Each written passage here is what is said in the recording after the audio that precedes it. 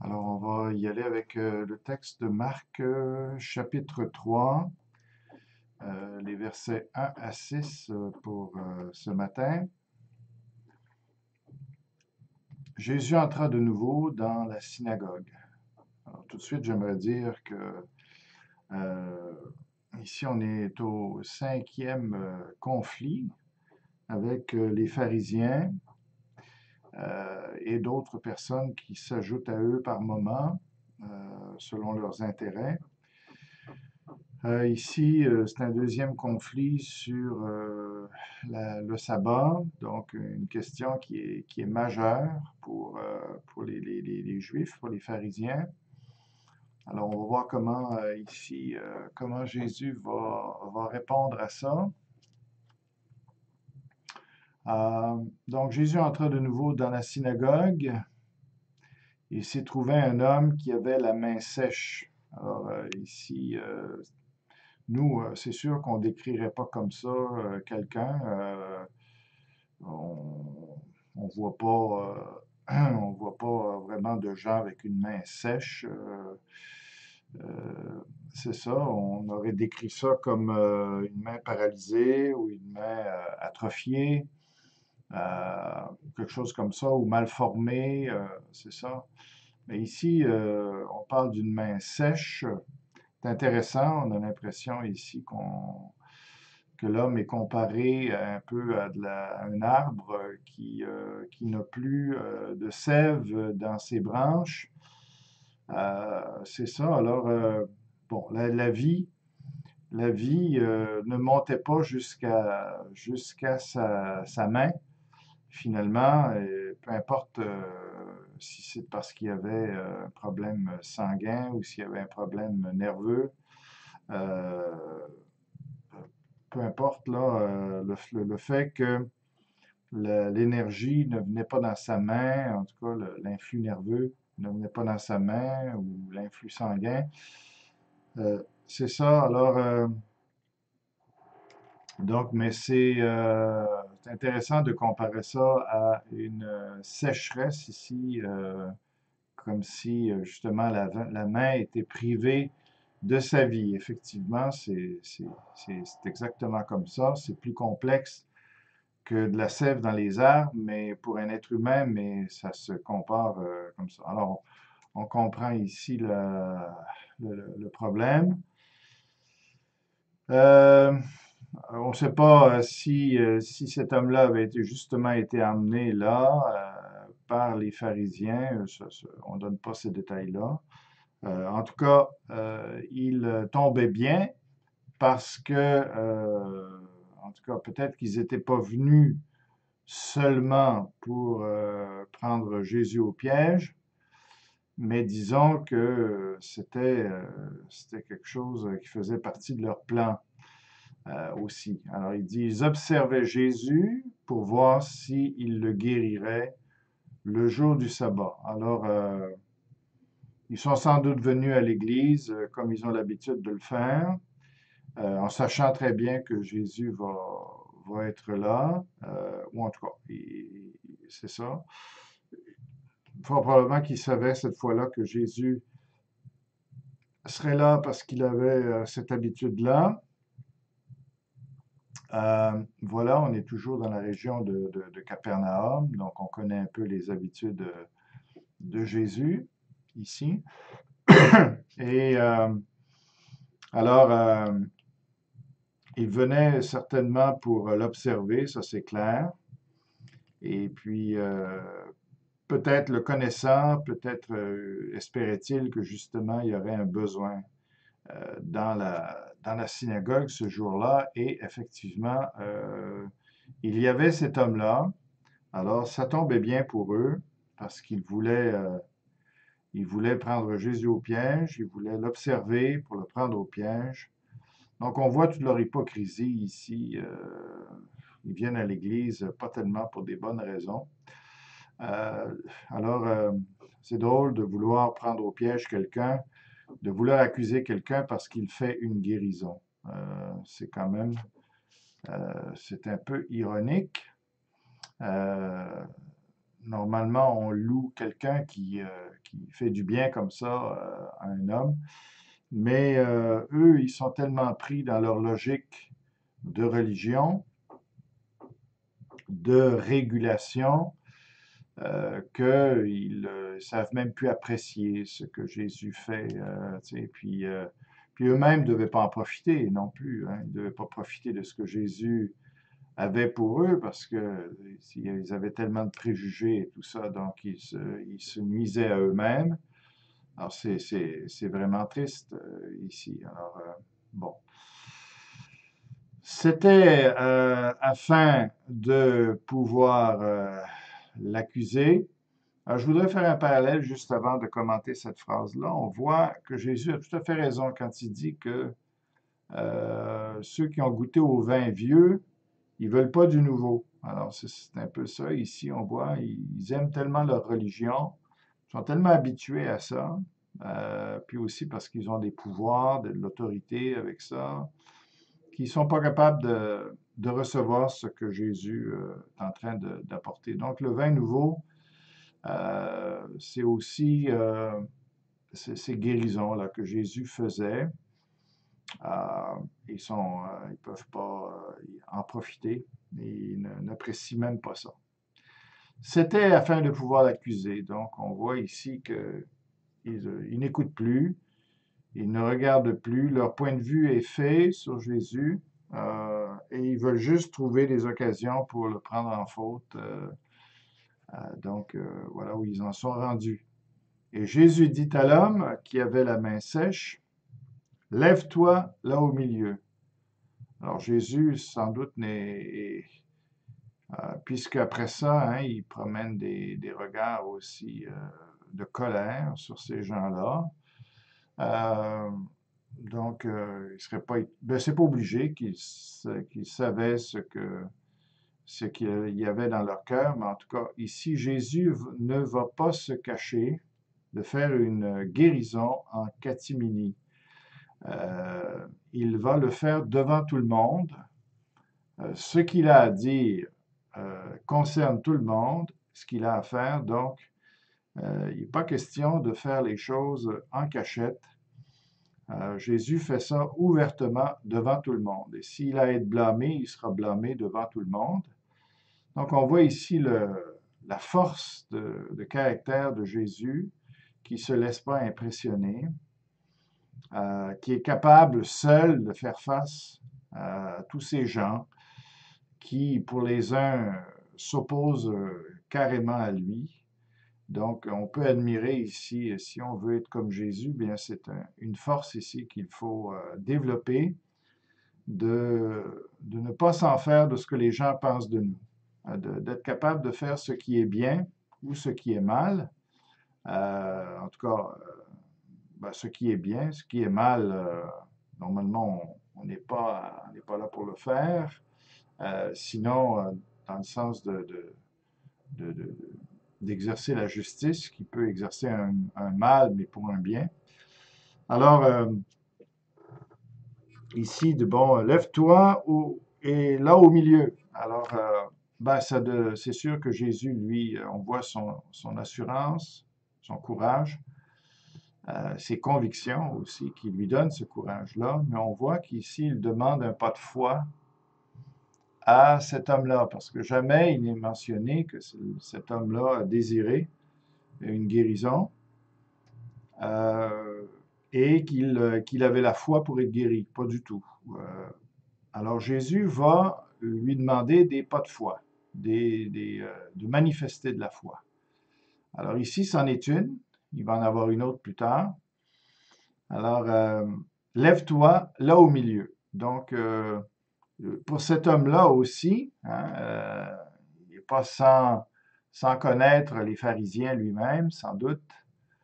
Il devait quand même percevoir un peu l'animosité qui existait entre Jésus et les pharisiens, la suspicion et tout ça. Donc, lui aussi, ça lui demande de la foi. Ici, c'est sûr qu'il a intérêt à en avoir puisque ça va être sa guérison, mais en tout cas, il aurait pu refuser même sa guérison lui-même par peur des pharisiens. Ça aurait été le comble, hein, mais, alors, il va se lever, hein, plus tard, puis il leur dit, ben là, il a dû se lever sur le moment, même si c'est pas mentionné. Alors, puis il leur dit, est-il permis le jour du sabbat? Alors, Jésus va transporter la dynamique, ou en tout cas le débat sur la question du sabbat, qui était très discuté, hein, les choses qu'on pouvait faire, pas faire. Alors, il va amener un nouvel élément dans la discussion, en tout cas un nouvel angle dans cette discussion sur qu'est-ce qu'on peut faire ou pas faire le jour du sabbat. Et il va poser la question de cette manière-ci, de deux façons. Il dit, est-ce qu'il est permis de faire du bien ou de faire du mal? De sauver une personne ou de la tuer? Alors, sans doute ici qu'ils n'étaient pas habitués à poser la question de cette manière-là, à débattre de cela par rapport à ce qu'on peut faire, on ne peut pas faire au sabbat. Donc, Jésus prend l'avantage de la situation ici. Il n'est pas pris dans leur vieille façon de penser, leur schéma de pensée, dans lesquels ils n'étaient pas capables de sortir, hein. Il n'y avait pas d'issue, ils étaient toujours pris avec les mêmes problèmes. Donc, ils ne trouvaient pas de solution neuve dans leur débat. Alors, mais Jésus n'entre pas là-dedans. Lui n'est pas esclave de ces raisonnements humains et il va amener le débat sur des choses beaucoup plus importantes que les détails qu'eux discutent. Hein. Puis il va le faire sur le bien, la notion du bien, la notion du mal, qui pour Jésus correspond à sauver et tuer. Alors évidemment, ici, il n'est pas question nécessairement de tuer quelqu'un, comme on l'entend. Jésus nous a déjà démontré, hein, dans le Sermon sur la montagne, que tuer pour lui, ça a un sens beaucoup plus large que pour nous généralement. Alors, pour Jésus, tuer quelqu'un, c'est pas seulement quand il y a du sang qui coule. À chaque fois que l'on fait du tort à quelqu'un, qu'on fait mal à quelqu'un, on le tue, on le prive de joie, on le prive de bonheur, on le prive d'amour. Et ça, c'est tuer quelqu'un. Hein. Tuer, c'est enlever la vie. Enlever la vie, c'est empêcher les gens de vivre ce que Dieu avait prévu pour eux, au niveau de l'épanouissement, le bonheur, la joie, la paix, toutes ces choses-là. Donc, faire du mal à quelqu'un, c'est le tuer dans la définition de Jésus. Comme de faire du bien à quelqu'un, c'est le sauver. Donc, on voit ici que la définition de sauver aussi est plus large que simplement plonger pour aller sortir quelqu'un de la rivière qui est en train de se noyer ou sortir quelqu'un du feu qui est en train de brûler, ou etc. Ou même la notion, hein, christologique, ou en tout cas de sauver l'âme des gens. Donc, le salut n'est pas simplement ici cette notion-là. Alors, on comprend que c'est beaucoup plus large que ça. Évidemment, Jésus, quand lui agit, il sauve de façon sotériologique, on va dire, ou le salut, en tout cas, qu'il est venu apporter de toute la personne, de l'âme de la personne et tout ça. Donc, pour lui, ça a évidemment sauvé, ça a une connotation de tout ce qu'il est venu accomplir aussi comme sauveur.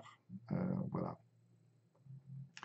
Alors, faire du bien ou faire du mal. Jésus ne donne pas une troisième possibilité, une zone grise, une neutralité. OK? Ici, pour lui, de ne pas faire le bien, c'est automatiquement faire le mal. Quand je dois faire le bien, bien sûr, il y a des situations qui n'exigent pas pour nous d'action. Les gens sont libres, il n'y a pas toujours des besoins auxquels on a besoin de répondre. Donc, on n'est pas toujours sollicité entre ce bien et ce mal-là. Hein. Mais lorsqu'il y a un besoin, comme ici, cet homme-là ici, il y a un besoin. Euh, alors, Jésus est exposé à pouvoir faire du bien à cette personne-là ou à pouvoir le sauver. S'il ne le fait pas, eh bien, c'est nécessairement de le laisser dans sa condition. C'est, pour Jésus, c'est le contraire qui se fait automatiquement. Le mal et le tuer de cette manière-là. Jacques va dire quelque chose de... On sait que Jacques reprend beaucoup les enseignements de Jésus. Il est très collé à l'enseignement de son frère. Et il va dire, celui qui sait faire le bien et qui ne le fait pas commet un péché. En tout cas, il me semble bien que c'est Jacques qui dit ça. Et puis, alors, ici, on a la même notion. Hein. Pourtant, cet homme-là n'est pas à l'article de la mort. Alors, les pharisiens avait une règle comme ça dans le sabbat que oui, on pouvait sauver quelqu'un, effectivement, le jour du sabbat, si la personne était en danger de mort. Alors, une urgence, là, vraiment. Ici, ce n'est pas le cas. Effectivement, Jésus aurait pu attendre le lendemain pour faire sa guérison, même si peut-être il ne se serait jamais revu. Mais en tout cas, on peut se dire qu'il aurait pu attendre. Les Juifs disaient qu'il aurait pu attendre, il n'était pas obligé de faire ça ce jour-là. Mais pour Jésus, l'importance que les gens soient bien, même aujourd'hui, hein, ça n'a pas besoin d'attendre une autre journée. Pourquoi attendre une autre journée? Le sabbat est justement là pour le bien de l'homme, que ce soit son bien physique, que ce soit son bien moral, spirituel. Donc, il n'y a pas, pour Jésus, il n'y a pas meilleur endroit que le jour du sabbat pour faire du bien, ou à l'inverse, en tout cas, pour ne pas faire de mal. Hein. Alors, pour lui, il n'est pas question de remettre ça. Ça serait nier le caractère du sabbat lui-même. OK? Donc, s'il y a bien une belle journée pour faire du bien, pour montrer que Dieu veut bénir, hein, c'est une journée sacrée, une journée où Dieu, hein, il a béni le jour du sabbat. Alors, c'est un jour de bénédiction. Alors, Jésus comprend tout ça, lui, dans son raisonnement divin, raisonnement selon les principes divins. Et c'est eux qui sont tout à fait dans le tort de vouloir remettre à plus tard le bien ou le salut qu'ils peuvent faire à quelqu'un. OK? Alors, c'est très... hein, on ne peut pas se cacher ici dans la neutralité. Les Juifs ici se cachaient souvent dans cette neutralité-là, de trouver des exceptions, et puis de trouver des zones grises où ils n'ont pas besoin d'agir, ils peuvent rester neutres. D'ailleurs, c'est pour ça qu'ils n'ont même pas voulu se tremper dans la discussion. Ils n'ont pas voulu embarquer sur le terrain de Jésus. Ils savaient qu'ils étaient pris. De la manière où Jésus a posé la question, bien ou mal, salut ou tuer, l'un impliquait l'autre. Alors, ils ont pas voulu se faire prendre ici au piège. Ils devaient d'ailleurs être très surpris de cette façon de concevoir la vie, le sabbat. Donc, ils ont préféré, n'ayant probablement pas de réponse intelligente à donner, ils ont préféré garder le silence comme ils l'ont fait à d'autres endroits, quand ils ne savaient pas quoi dire. Alors, on peut penser ici que Jésus les a bouchés, si on peut dire. Ils n'ont jamais réfléchi au sabbat de cette manière-là, ce qui aurait été très, très utile. Voilà. Alors, promenant ses regards sur eux avec colère, indignation. Alors, Jésus est vraiment, vraiment... C'est rare qu'on voit Jésus fâché. Ici, ce n'est pas la colère de l'homme qui n'accomplit pas la justice de Dieu, c'est la colère divine qui recherche la justice. La colère est là pour rétablir la justice dans le plan divin, mais c'est une colère qui est contrôlée, qui est uniquement basée sur ce qui est juste. Et ici, Jésus est en colère de voir leur attitude, qui sont prêts pour ne pas avouer qu'ils ont tort, ne pas ouvrir leur esprit à une autre compréhension. Ils sont tellement pris avec leur règlement de sabbat qu'ils sont prêts à ignorer le besoin de cet homme-là. Alors, Jésus voit comment, et ça se transpose quand tu as une attitude comme ça se transpose dans plein de situations où tu ignores le besoin des gens. Hein. On l'a avec le bon samaritain qui s'est occupé de cet homme-là, laissé pour compte par les religieux.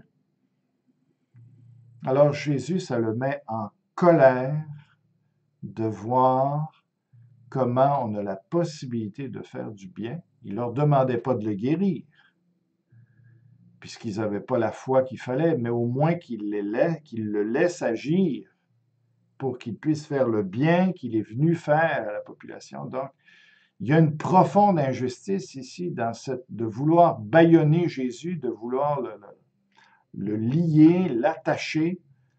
Et ça, Jésus est en colère de voir comment ces gens-là méprisent l'être humain, méprisent les besoins humains.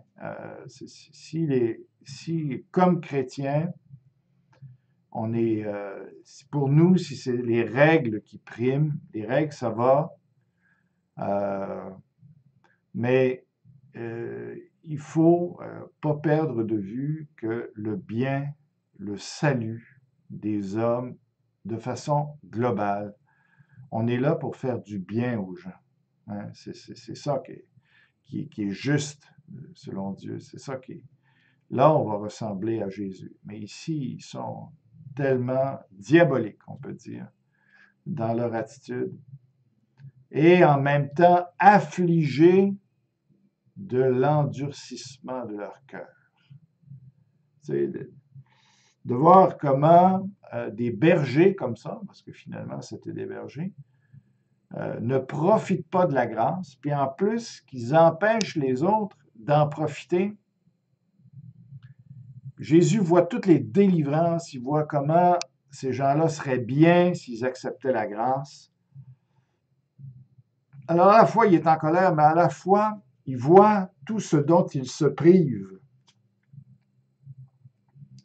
Et il trouve ça tellement triste de voir comment les gens passent à côté des bénédictions qu'il est venu apporter à l'humanité. Alors, ça doit vraiment nous faire réfléchir, tout ça. Et c'est beau, hein, ce qu'on voit de Jésus ici. Hein. Un Dieu qui est en colère envers des gens qui ne recherchent pas le bien des autres, puis en même temps, c'est subtil, hein, comment les deux peuvent aller ensemble, être en colère, puis en même temps être affligé, être triste d'avoir de la compassion, de voir comment ces gens-là souffrent pour absolument rien. Donc, il faut profiter de la grâce de Dieu, hein, par rapport à la guérison, par rapport à faire du bien aux gens. Non, c'est bon. C'est ça. Alors, c'est ça, il dit à l'homme, étends ta main. Alors ça, c'est un autre pas de foi qui ici est demandé à cet homme-là. Après tout ça, après tout ce qui est en train de se passer, puis de voir la non-réponse des pharisiens, il comprend encore mieux, hein, lui-même, comment est-ce qu'ici, sa guérison va générer des problèmes, est un problème. Alors, d'étendre sa main à ce moment-là, de montrer sa main qui est rabougrie, eh bien, c'est un autre pas de foi que Jésus lui demande. il l'étendit et sa main fut guérie ou rétablie, restaurée. Que c'est beau, que c'est beau.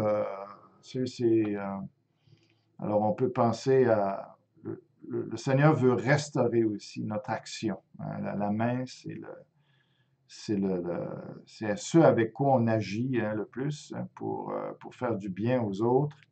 Alors l'image ici de la guérison de sa main, pas simplement une guérison comme ça, mais il y a tout un symbolisme là-dedans aussi, où il est en train de libérer cet homme-là pour lui permettre d'agir envers les autres. Alors, Jésus veut nous libérer de cette manière-là. Donc, ça, c'est beau. Et ça dit après, les pharisiens sortirent et aussitôt ils se consultèrent avec les Hérodiens. Ça, c'est vraiment, ils ne se parlent pas ce monde-là d'habitude, ils saillissent tellement. Parce que les Hérodiens, c'est ceux qui sont autour de la famille d'Hérode, qui entretiennent le pouvoir païen, romain, en Israël. Ils n'ont rien, absolument rien de commun avec les pharisiens, qui sont eux des fanatiques religieux, euh, alors que les autres, c'est l'hédonisme, c'est le pouvoir, c'est le, bon, les bons repas, la vie de luxe. Il n'y a rien de commun entre les Hérodiens et les pharisiens, sinon une seule chose, c'est le caillou dans le soulier que représente Jésus. Et à ce niveau-là, ils ont un même intérêt, se débarrasser de Jésus. Hein, parce que les Hérodiens voient leur pouvoir s'éroder, le danger de perdre leur position, voir les Romains intervenir, être mécontents de leur gouvernement, et les pharisiens, de l'autre côté, de perdre leur pouvoir religieux, leur influence. Donc, à ce niveau-là, ils se rejoignent. Alors, des ennemis, et ici, ils sont devenus amis sur les moyens de le faire périr. Alors, c'est sûr que là, ils mettent le religieux ensemble avec le politique pour en venir à bout de Jésus. Alors, ils ont quand même plusieurs leviers là, ici. Donc, voilà. Alors, on va regarder, on va lire rapidement les passages parallèles. Alors, Luc 6 à 11. Voir si on découvre des éléments nouveaux. Luc 6 à 11, ça dit, il arriva un autre jour de sabbat que Jésus entra dans la synagogue et qu'il enseignait. Il s'y trouvait un homme dont la main droite était sèche.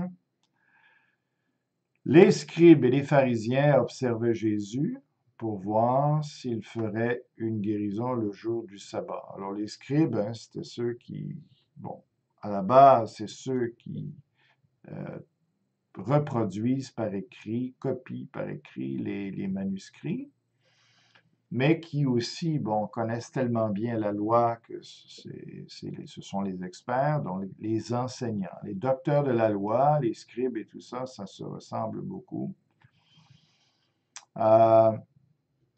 Pour voir s'il ferait une guérison le jour du sabbat. C'était afin de pouvoir avoir sujet de l'accuser.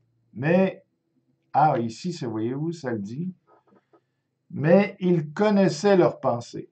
Alors, c'est pas dit dans l'autre texte, mais ici, ça le dit. Et il dit à l'homme qui avait la main sèche, lève-toi, tiens-toi là au milieu. Alors, pendant tout le temps là, que sa guérison va se produire, il est là un certain temps au milieu. Il se leva, se tint debout, et Jésus leur dit, je vous demande s'il est permis le jour du sabbat de faire du bien ou de faire du mal, de sauver une personne ou de la tuer. Alors, promenant ses regards sur eux tous,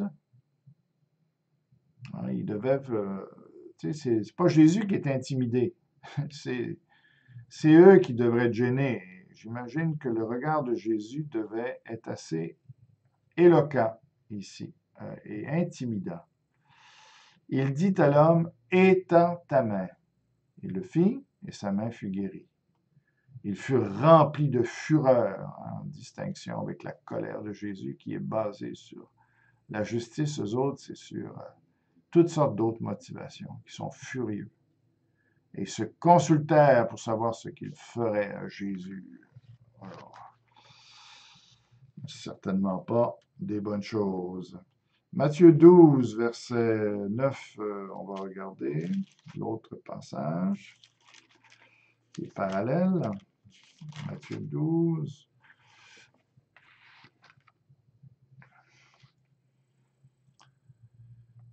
Ça dit, étant parti de là, Jésus entra dans la synagogue, et voici, il s'y trouvait un homme qui avait la main sèche.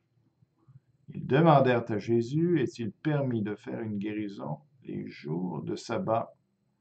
C'était afin de pouvoir l'accuser. Alors, il pose la question. OK. Alors, juste pour être sûr, peut-être que Jésus va être forcé d'agir. Alors, il pose la question. Il leur répondit, lequel d'entre vous, s'il n'a qu'une brebis et qu'elle tombe dans une fosse le jour du sabbat, ne la saisira pour l'en retirer? Alors, bon, évidemment, ils faisaient tous cela. Hein, et puis, donc, là, Jésus vient de les prendre comme il faut parce que ils font ça pour un animal, mais ils ne le feraient pas pour un être humain. Alors, ici, Jésus va utiliser un autre principe, OK, qui est justement que l'homme est à l'image de Dieu, puis est supérieur à la brebis ou est supérieur aux animaux. Alors, ici, ils n'ont aucune raison de ne pas secourir un homme devant Dieu, alors qu'ils sont en train de secourir leurs animaux. Question pécuniaire, bien sûr, encore. Donc, on voit leur motivation là-dedans ici. Le souci d'un homme, ça ne vaut pas grand-chose, mais le souci de leur bien-être à eux, alors ça, c'est important. Voilà, c'est ça comment l'homme est croche. Hein? Combien un homme ne vaut-il pas plus qu'une brebis? Hein? Jésus met l'homme bien, bien au-dessus des animaux, alors qu'aujourd'hui, on est en train de plus en plus de comparer l'homme à un animal et même d'apprécier plus les animaux que les hommes.